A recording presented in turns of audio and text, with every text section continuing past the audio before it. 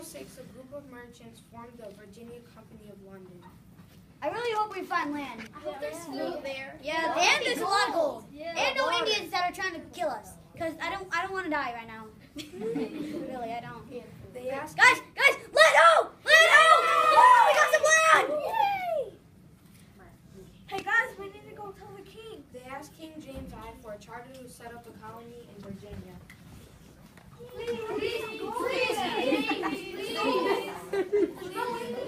A charter was a document that permitted colonists to settle on land claimed by their ruler.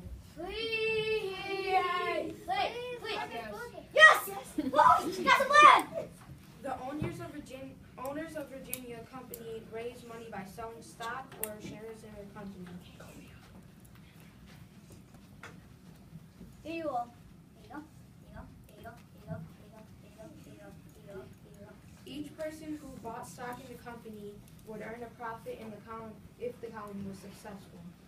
In 1607, 3 English ships carried about 120 colonists reached the eastern coast of Virginia. They sailed up a river which they named the James River in honor of King James. Hey, King James gave us this land. We should So name it the James River. Yeah. Yeah. That's a good idea.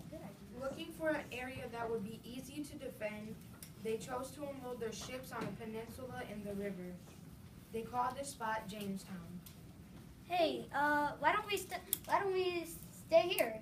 We should unload our stuff and Because we yeah. have the land. We got the James River. King James gave us our land. So Jamestown, woo! One of the settlers, John Smith, called Jamestown a very fit place for erecting a great city. This is a very fit place for erecting a great city. He was wrong. The land was low and swampy. The air was full of disease-carrying mosquitoes. The river water was not healthy to drink, and it made people sick. Almost as soon as they arrived in Jamestown, many settlers began to die. John Smith in a starving time. Some Jamestown colonists had expected to find gold in Virginia.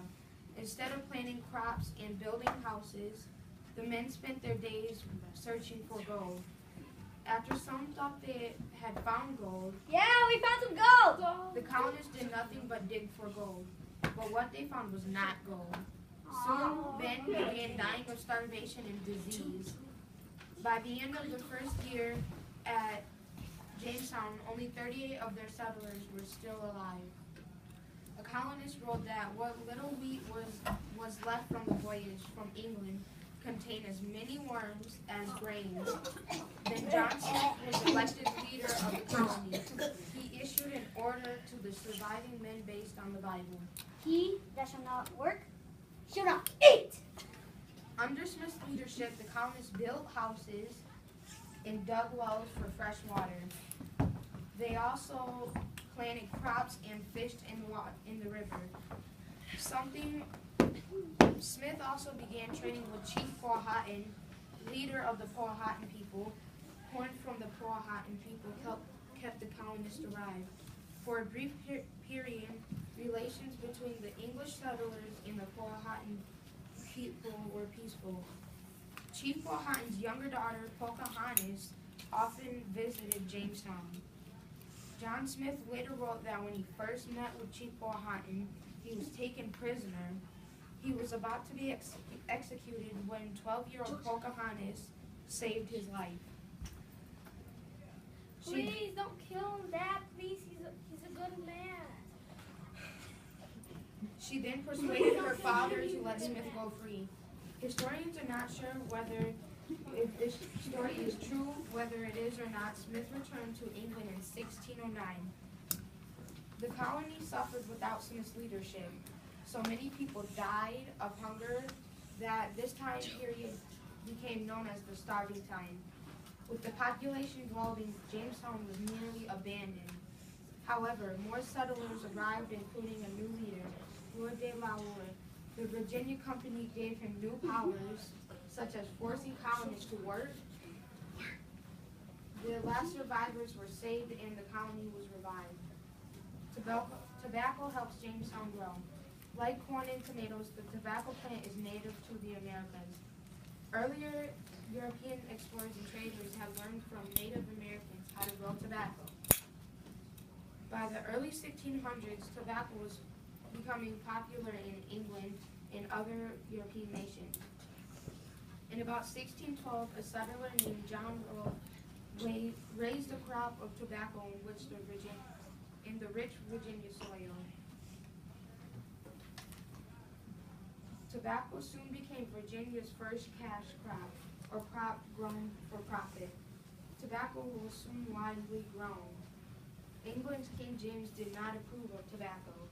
He called smoking Harmful to the nose, harmful to the brain, and dangerous to the lungs.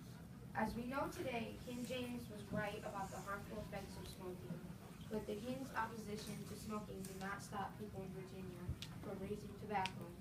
As the graph below shows, tobacco exports to England rose rapidly. Farms were growing so quickly that farmers needed more workers. Thousands of English indentured servants began arriving in Jamestown.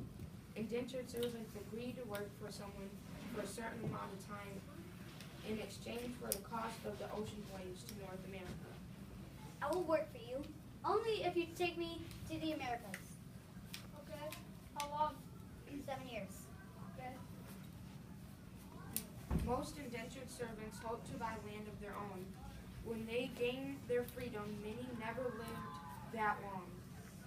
Between 1619 and 1622, many of the newly arrived indentured servants died from disease, overwork, and mistreatment by their masters. In 1619, another group of newcomers came to Jamestown. A Dutch ship arrived with 20 Africans who were sold as indentured servants and later released. Some of them established their own tobacco plantations. Later Africans brought to Virginia would be enslaved. In spite of their hardships of life in Jamestown, the colony continued to grow steadily. The marriage of John Wolfe and Pocahontas in 1614 helped maintain peace between the English and the Powhatan people. Self-government in Virginia. The Virginia Company of London continued to try to attract more settlers to their colony. With this goal in mind, leaders of the company declared that settlers in Virginia should have such a form of government as may be to the great benefit and comfort of people. On July 30 of 1619, the Virginia House of Burgesses met for their first time. The House of Burgesses was the first lawmaking assembly in an English colony. Members who were chosen to represent each district, the House of Burgesses helped establish the tradition of self-government in the English colonies.